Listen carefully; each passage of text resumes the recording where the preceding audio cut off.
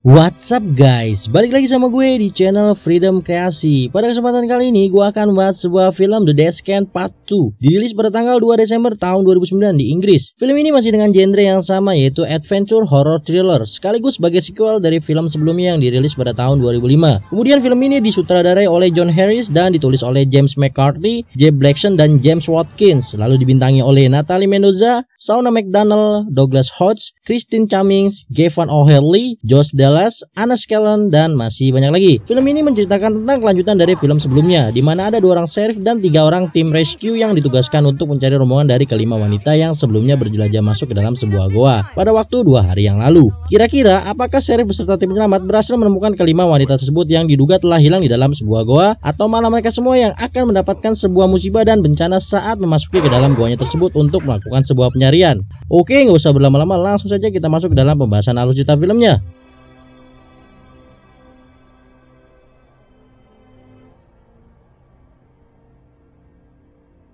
Film dimulai dengan memperlihatkan ada seorang kakek tua yang tengah mengendarai mobilnya di pinggir laut dekat pegunungan Appalachian. Di sana, ia hampir saja menabrak seekor rusa. Kemudian, secara tiba-tiba datang seorang wanita dari samping kaca mobilnya sambil memegang sebuah kalung. Ternyata itu adalah Sarah yang berhasil selamat keluar dari dalam goa kematian. Dan film The Death Scan Part 2 pun dimulai. Kemudian scene berpindah di sebuah bukit. Di sana ada seorang wanita yang sedang meliput sebuah berita tentang hilangnya kelima wanita saat mereka berjelajah masuk ke dalam sebuah goa yang sampai saat ini belum berhasil ditemukan keberadaannya. Awalnya mereka semua mengira kelima wanita tersebut hilang saat berjelajah masuk ke dalam goa Boreham. Namun pada kenyataannya saat tim rescue sudah menelusuri ke dalam goanya tersebut, mereka tak menemukan ada tanda-tanda dari keberadaan 5 wanita tersebut. Setelah itu, seorang sheriff yang bernama Venus dihubungi oleh anak buahnya yang melaporkan kepadanya bahwa telah ditemukan ada seorang wanita yang berasal dari dalam hutan dengan kondisi seluruh badannya berlumur penuh darah, dan wanita tersebut sudah dibawa ke sebuah rumah sakit. Lalu sheriff menyuruh anak buahnya untuk mengecek hutannya tersebut menggunakan seekor anjing pelacak agar bisa diketahui dari mana pastinya wanita tersebut datang. Sementara dirinya bergegas pergi menuju rumah sakit bersama wakilnya yang bernama Rios. Saat sudah sampai di rumah sakit, di sana dokter mengatakan tentang kondisinya Sarah kepada sheriff dan juga Rios, bahwa Sarah sedang mengalami amnesia yang menyebabkan ia tak dapat mengingat tentang kejadian yang dialaminya pada waktu 2 hari yang lalu.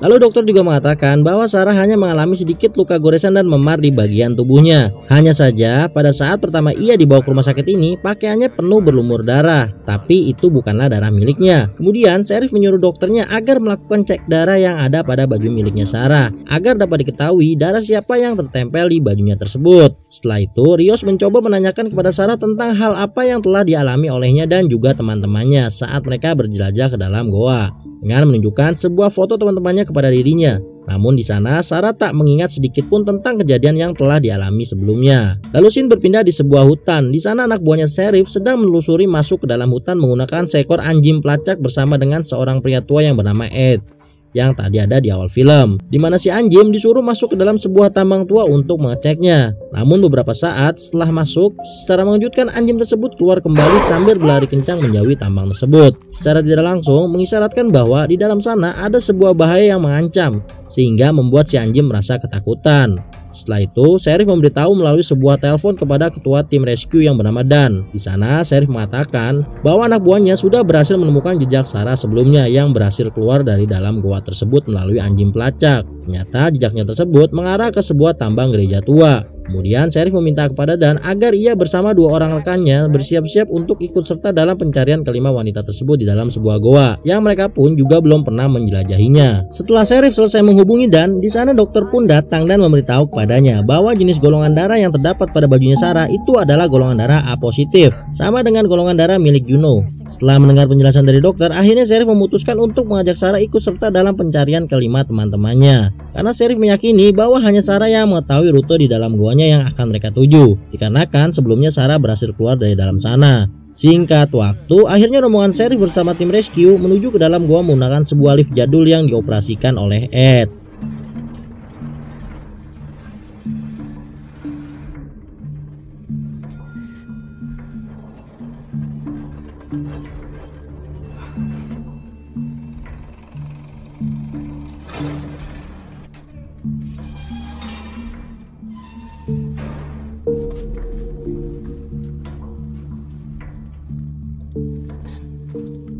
Now here, I call the shots.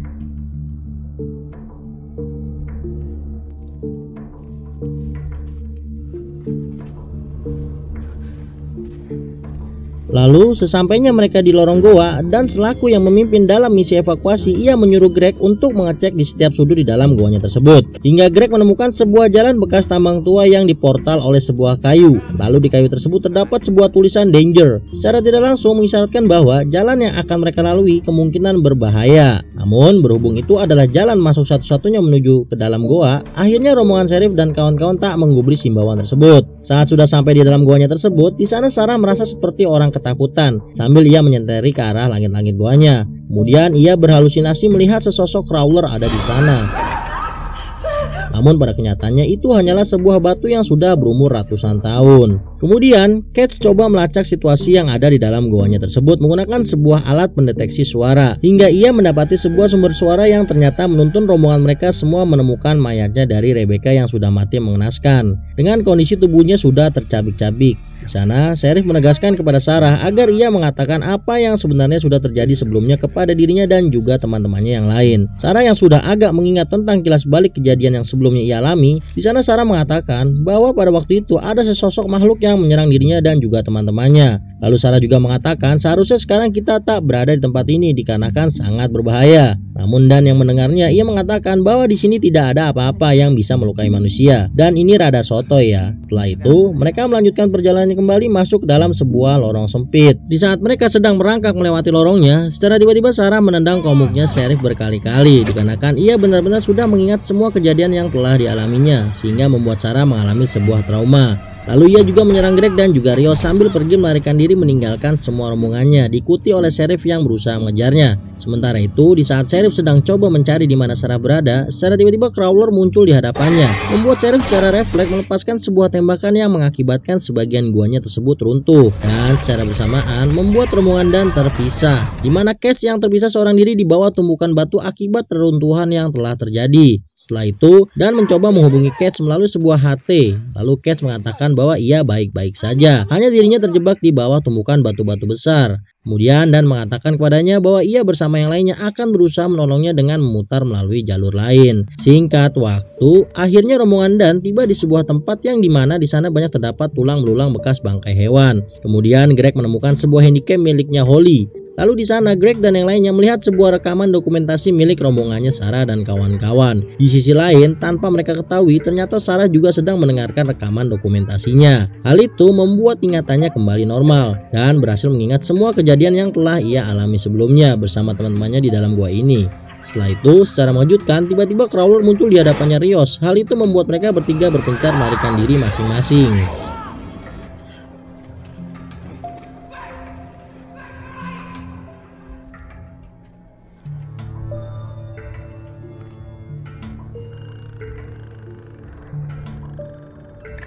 Kemudian, di saat Rio sedang berteriak meminta bantuan sambil memanggil Dan, lalu secara bersamaan salah satu Crawler datang menuju ke arahnya. Dikarenakan Crawler mengikuti dari suara yang mereka dengar. Namun, berhubung Sarah ada di sana, ia dengan cepat langsung menyelamatkan Rios dengan menariknya sambil menutup mulutnya. Lalu di saat bersamaan Dan yang telah mendengar suara dari Rios sebelumnya, ia berteriak memanggilnya. Namun sungguh sayang, hal yang dilakukan oleh Dan malah mengantarkannya pada kematian. Dikarenakan salah satu Crawler langsung menyerang Dan dengan menggigit jari tangannya dan juga lehernya. Ketika Dan pun mati. Setelah itu, Sarah mengambil peralatan miliknya Dan saat mayatnya sedang dibawa oleh Crawler. Lalu scene berpindah pada Cage yang masih menunggu sebuah pertolongan dari rekannya. Di sana ia mendengar ada sebuah suara dari atas. Awalnya Cage mengira itu adalah suaranya Greg ataupun Dan. Ternyata itu bukanlah suara rekannya, melainkan salah satu Crawler yang mencoba memangsanya dengan menggali lubang tanahnya. Cage yang mengetahuinya, ia langsung bergegas melarikan diri dari dalam tumpukan batunya melalui sebuah celah kecil yang ada.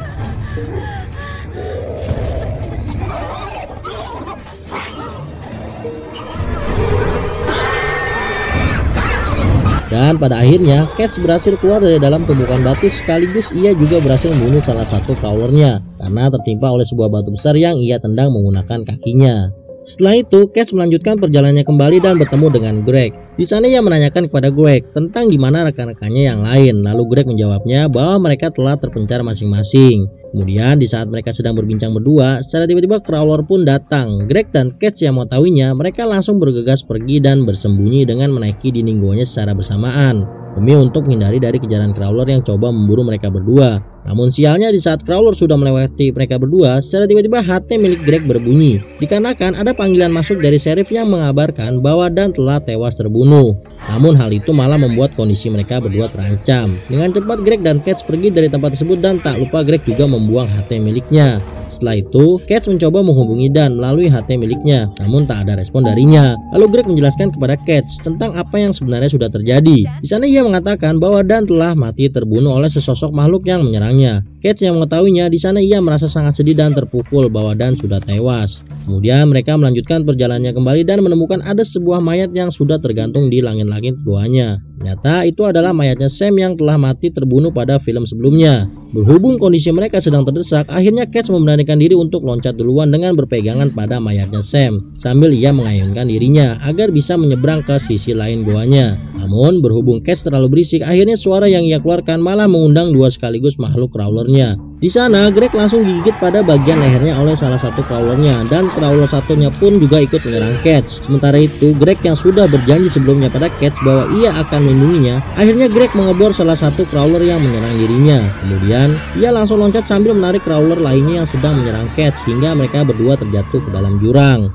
Setelah itu akhirnya Catch berhasil menyeberang ke sisi lain goanya. Namun sungguh sayang, di sana ia langsung dicabik-cabik oleh crawler lainnya yang berada tepat di belakangnya, dikarenakan Catch yang berteriak-teriak memanggil Greg. Lalu scene berpindah pada Sarah dan Rios. Di sana mereka berdua sedang menelusuri jalan goanya dengan masuk ke dalam sebuah saluran air. Setelah itu Rios membuat sebuah rekaman dokumentasi melalui HP miliknya yang ditujukan untuk anaknya nanti jika seandainya ia tak berhasil selamat keluar dari dalam goanya tersebut. Sarah yang mendengarnya, secara tidak langsung ia merasa terenyuh dengan semua perkataannya Rios yang sedang ia ucapkan. Kemudian scene berpindah pada sheriff, di mana ia yang sedang berada di suatu tempat sambil mencari sebuah jalan. Secara tiba-tiba ia diserang oleh crawler. Namun beruntungnya sheriff berhasil selamat dikarenakan ada seseorang yang berhasil membunuh crawlernya tersebut. Ternyata itu adalah Juno yang masih hidup. Lalu di sana sheriff mengatakan kepada Juno bahwa ia datang ke sini bersama dengan Sarah untuk menolong dirinya. Lalu scene berpindah pada Sarah dan Rios, di mana mereka yang sedang merayap melewati sebuah lorong. Secara mengejutkan crawler juga ada di lorong yang sama dengan mereka. Namun sialnya tiba-tiba ada seekor jidik yang berjalan ke arah Sarah dan Rios. Di sana Sarah berhasil tidak bersuara saat si jidik melewatinya. Namun berbeda dengan Rios, ia yang mengetahuinya bahwa ada jidik di dekatnya. Secara refleks Rios langsung berteriak histeris. Hal itu membuat crawler mengetahui keberadaan mereka berdua dan berusaha untuk mengejarnya. Di sana Sarah pun tidak tinggal diam, ia langsung bergegas merayap lebih cepat lagi untuk mencapai sebuah lubang. Hingga pada akhirnya Sarah berhasil menyelamatkan Rios dengan menyalakan sebuah flare yang diarahkan ke wajahnya crawler. Setelah itu mereka berdua terjun masuk ke sebuah kolam, di mana kolam tersebut ternyata adalah tempat pembuangan dari si crawler. Kemudian di sana terjadi pergulatan antara Sarah dan si crawler, di mana Sarah berhasil menghajar crawlernya hingga tepar. Namun secara tiba-tiba crawlernya pun kembali menyerang Sarah dan ingin menggigitnya. Rios yang mengetahuinya ia pun tidak tinggal diam. Di sana Rios menusuk crawlernya menggunakan sebuah kawat ikat rambut ke bagian lehernya. Seketika crawlernya pun mati. Setelah itu Sarah dan Rios melanjutkan perjalanannya kembali hingga mereka bertemu dengan Juno dan sheriff. Di sana terjadi sedikit pergulatan antara Sarah dan Juno dikarenakan Sarah yang telah melukai kakinya saat sebelum ia pergi meninggalkannya keluar. Namun Rios mencoba menenangkan Juno dengan ia mengatakan bahwa Sarah lah yang telah membawa kita semua ke dalam sini hanya untuk menyelamatkan dirinya. Akhirnya amarah Juno pun mereda. Kemudian sheriff terpaksa memborgol tangannya sendiri dengan tangannya Sarah, karena kan ia tidak mau Sarah pergi melarikan diri kembali seperti kejadian sebelumnya. Setelah itu mereka melanjutkan perjalanannya kembali menuju ke sebuah tempat di mana para pasukan crawler biasa mencari mangsanya di dekat permukaan tanah. Kemudian mereka mencoba menyeberangi sebuah jembatan batu yang sepertinya sudah rapuh. Di sana Juno menjadi orang pertama yang menyeberangi jembatannya, lalu diikuti oleh Rios. Berhubung sheriff dan Sarah terborgol bersama, mau nggak mau mereka harus menyeberangi jembatannya secara bersamaan. Namun sialnya di saat Sarah berhasil menyeberanginya, secara tiba-tiba jembatannya runtuh dan mengakibatkan sheriff hampir terjatuh masuk ke dalam jurang. Beruntungnya ia masih tertolong oleh sebuah borgol yang mengikat pada tangannya Sarah.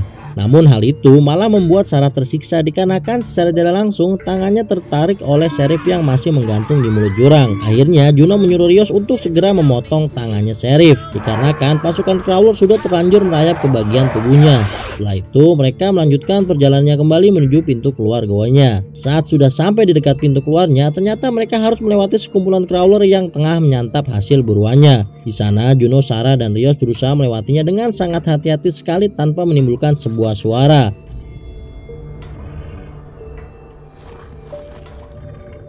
Namun sialnya di saat Juno sedang melangkah, secara tiba-tiba Greg memegang tangannya. Seketika membuat Juno secara refleks berteriak dan membuat sekumpulan Crawler mengetahui keberadaan mereka bertiga. Alhasil di sana terjadi pergulatan antara mereka bertiga melawan sekumpulan para Crawler, di mana Juno menghadapi dari pemimpin Crawler yang memiliki postur tubuh paling besar. Sementara itu Sarah dan Rios berhasil mengalahkan sebagian kroco-kroconya. Kemudian Sarah yang mengetahui bahwa Juno sedang kesulitan dalam menghadapi dedengkotnya, ia langsung coba menolongnya dengan menarik mulut dedengkotnya menggunakan sebuah rantai kalung miliknya. Namun, apa yang dilakukan oleh Sarah malah membuat dedengkotnya mencakar pada bagian perutnya Juno sehingga membuatnya tepar. Setelah itu, secara tiba-tiba Juno pun bangkit kembali kemudian langsung menggigit leher dedengkotnya.